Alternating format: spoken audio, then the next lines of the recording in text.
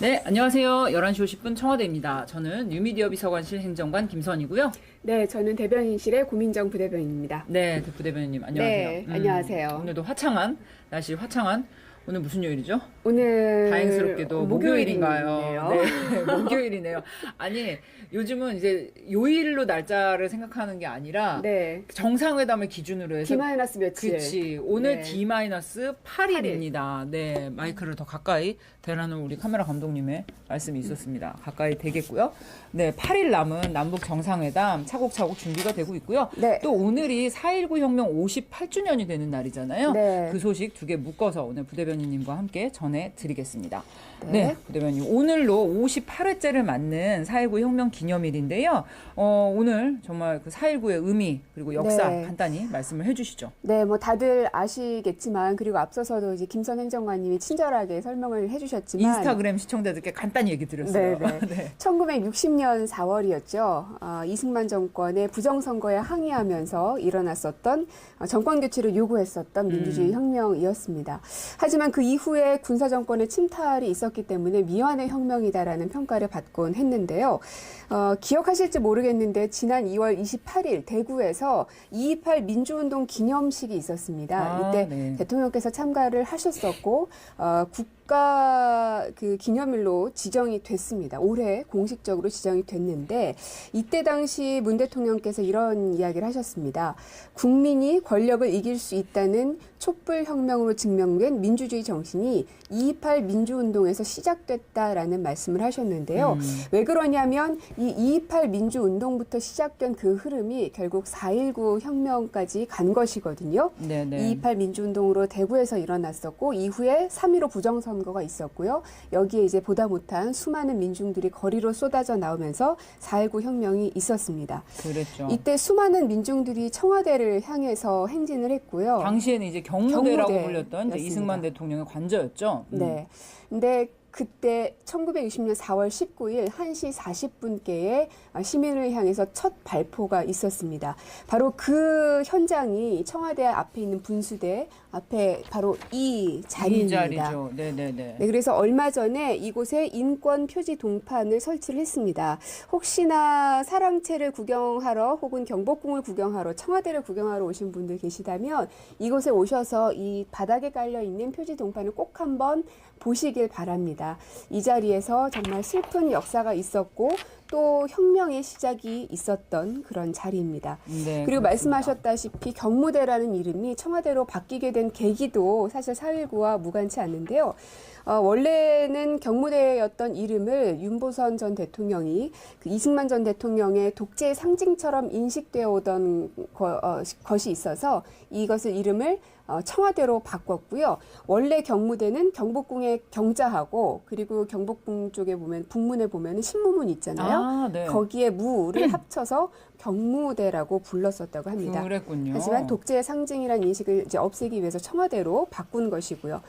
그래서 오늘 오전에 문재인 대통령 보훈처장을 비롯해서 유족들과 함께 국립 4.19 민주묘지 참배를 다녀왔습니다. 작년에도 역시 참배를 다녀오셨었는데요.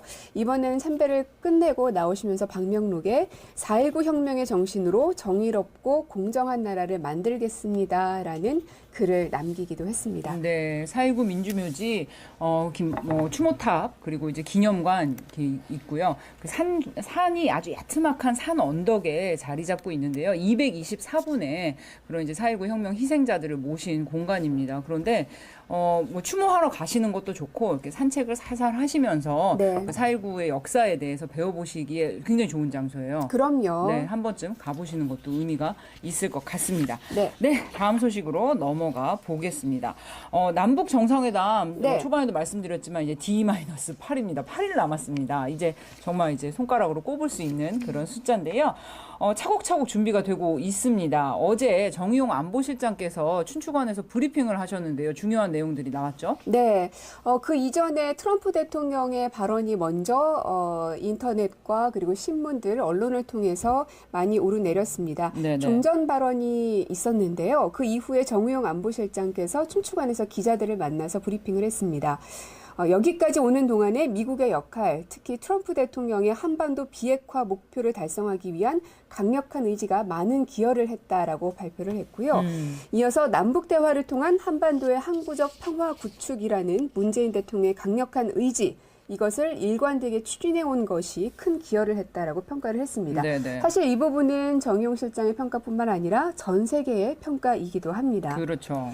김정은 국무위원장이 그동안 한반도 비핵화 의지를 표명을 했고요. 그것도 사실 엄청난 사건이었습니다. 네. 그리고 또 지난해 11월 이후 북한은 도발을 하고 있지 않고 있습니다. 네네. 그리고 한미연합 군사훈련 같은 경우도 사실상 용인하는 모습을 보이면서 이 북한의 태도 변화들이 있었다는 점을 지적을 했었죠. 네, 이렇게 긍정적인 북한의 이제 최근에 이런 협상에 나서는 태도의 네. 변화에 대해서도 정 실장님이 긍정적으로 평가를 했는데요. 정우영 실장님이 요즘 보면은 참 연세가 사실 70이 넘으셨잖아요. 네. 근데 갈수록 젊어지시는 것 그러니까요. 같아요. 그러니까 일이 에너지를 받으시는 많아질수록 것 같아요. 맞아요. 그러신 것 같은데 네. 아니 참 그래도 가끔 보면 워낙에 네. 동해 번쩍 서해 번쩍 맞아요. 일본도 갔다 중국도 갔다 미국도 갔다가 하시는데 이번에 4월 10일 날에는 또 갑자기 또 미국을 갔다 오셨잖아요. 네. 그래서 신임 존 볼턴 백악관 안보보좌관을 만나고 오셨는데 네. 거기에 대해서도 언급이 있었죠? 네, 맞습니다.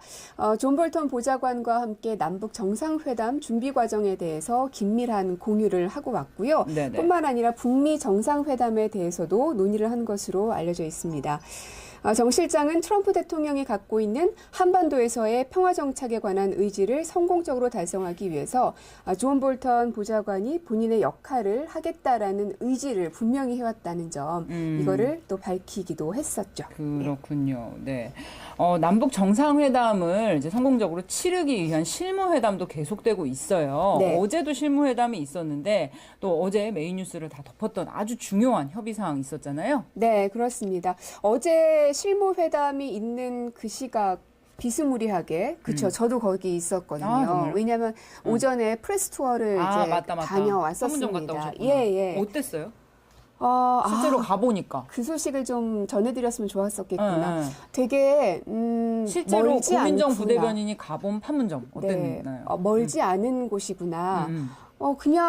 그냥 걸으면 되는데 산책하듯이 우리가 여기에서 산책해서 경복궁 들어갔다 오고 청와대 본관 들어갔다 오고 혹은 우리 집 앞에 슈퍼 갔다 오고 이런 기분과 저는 사실 다르지 않았어요. 정말요? 그래서 남과 북이 가까워질 수 있는 것 굉장히 우리가 정말 소원하던 바이기도 하지만 어려운 일이기도 물론 하지만 한편으로는 굉장히 가까운 일일 수도 있겠구나라는 많은 기대감을 좀 갖고 온 날이었습니다. 참 거리상으로도 네. 가까운데 이번 정상회담을 통해서 뭐 마음으로도 정치적으로도 더 가까워지는 계기가 됐으면 좋겠네요. 네, 그래서 많은 분들이 좀 쉽게 왕래도 할 수 있고 특히나 이제 그 가족들 북에 두고 오신 분들은 꼭 한번 뵐 수 있는 그런 기회가 생기기를 저도 함께 손꼽아 기대합니다. 네, 감사합니다. 그래서 어제 실무회담이 이제 그곳에서 있었는데 한 5시간이 넘게 진행이 됐습니다. 꽤 와. 장시간 동안 회의를 진행했는데요. 의전과 경호 문제에서 큰 틀의 합의를 이뤘습니다. 가장 중요하게 합의한 것은 생중계를 한다는 것인데요. 문재인 대통령과 김정은 위원장이 악수를 하는 그 순간부터 해서 회담의 주요한 일정과 모습들을 여러분들께서 생생하게 라이브로 보실 수가 있게 됐습니다. 네. 옛날 생각나네요. 옛날에 2002년에 김대중 대통령이 평양 순환공항에 딱 내리셔서 네. 내리셨는데 예상 못하게 또 당시에 이제 김정일 국방위원장이 마중을 나와 있었잖아요. 그래서 두 분이 악수를 하는 그 장면, 그 당시에는 이제 생중계가 아니었기 때문에 이제 시간차를 두고 이제 저녁에서야 우리는 이제 볼 수가 있었는데 네. 그때도 굉장히 놀라움과 뭐 어떻게 보면 감동, 뭐 충격 이런 것들을 전 세계가 받았는데 이제는 그런 상황을 전 세계 라이브로 우리가 볼 수 있는 거죠. 그렇죠. 네. 대단합니다. 그 생중계 등 합의된 사항들이 남과 북은 보다 세밀한 계획 수립들을 또 이제 해야 하는 그렇죠. 상황입니다. 그래서 추가적인 협의들을 계속 진행해 나갈 예정이고요. 사실 날짜가 지금 8일 남았지만 하루하루가 거의 한 달같이 시간과 분초를 쪼개가면서 쓰고 있습니다. 네. 그만큼 철저하게 준비를 해야 되고 또 세심하게 봐야 되는 부분들이 많기 때문이겠죠. 그렇습니다. 네. 역시 라이브가 대세인 것 같아요. 11시 50분도 어려운 환경 속에서 이렇게 네. 만들어 나가고 있는데 정상회담에 그 두 분이 손 맞잡는 순간부터 회담의 이모저모 생생하게 전해드린다고 하니까요. 저희도 너무 뭐랄까 약간 가슴 뛰네요. 네. 그렇습니다. 아무튼 여러 준비가 이렇게 착착 진행이 되는 가운데 오늘 2018 남북 정상회담 홈페이지 여러분 잊지 말아주세요. koreasummit.kr입니다. 여기서는요 오늘도 새로운 컨텐츠 계속 업로드가 되는데요. 7대 종교 지도자들의 평화 기원 영상 메시지가 조금 아까 업로드가 됐습니다.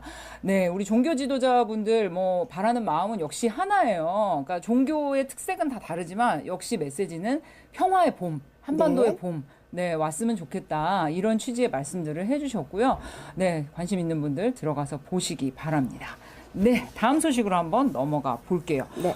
경제 관련 소식이죠, 부대변인. 네. 임대주택 사업자 등록이 사상 최대치를 기록을 했습니다. 3월 한 달간 3만 5천여 명이 임대주택 사업자로 신규 등록을 해서 사상 최대치를 기록했는데요. 이것은 작년 동월 대비 8배가 증가한 수치고요. 어허. 전달과 비교해서도 3.8배나 증가한 수치입니다. 네네. 꽤나 많은 수치가 증가를 했는데 임대 등록 활성화 방안은 작년 12월에 처음 발표가 있었습니다. 그 이후에 굉장히 빠른 상승세로 급증을 했는데요. 당시의 보도를 보면 시장이 시큰둥하다, 그리고 등록자가 많지 않다, 이런 보도들이 참 많이 있었습니다. 하지만 이렇게 시간이 지나오면서 쭉 추이를 지켜본 결과 많은 숫자들이 늘어났고요. 그래서 이 임대주택이 늘어나면 어떠한 좋은 점들이 있느냐 하면 일단 세입자 입장에서는요.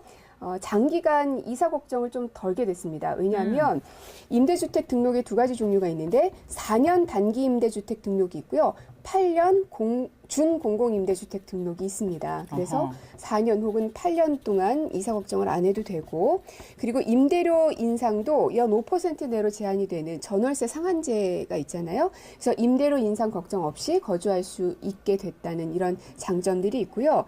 또 손쉽게 렌트홈이라고 www.renthome.go.kr에 들어가셔서 그 등록된 임대주택을 쉽게 검색하실 수가 있습니다. 네. 네, 그래서 어떤 게 등록된 임대주택인지 확인할 수 그렇죠. 있지 하고 궁금해하실 수 있는데 이러한 사이트가 있으니까 꼭 네. 들어가서 확인해 보시기 바랍니다. renthome.go.kr을 확인하시면 될 것 같습니다. 그리고 이제 등록자들에게도 혜택들이 많은데요. 지방세 감면이 확대가 되고, 그리고 임대소득세도 감면이 됩니다.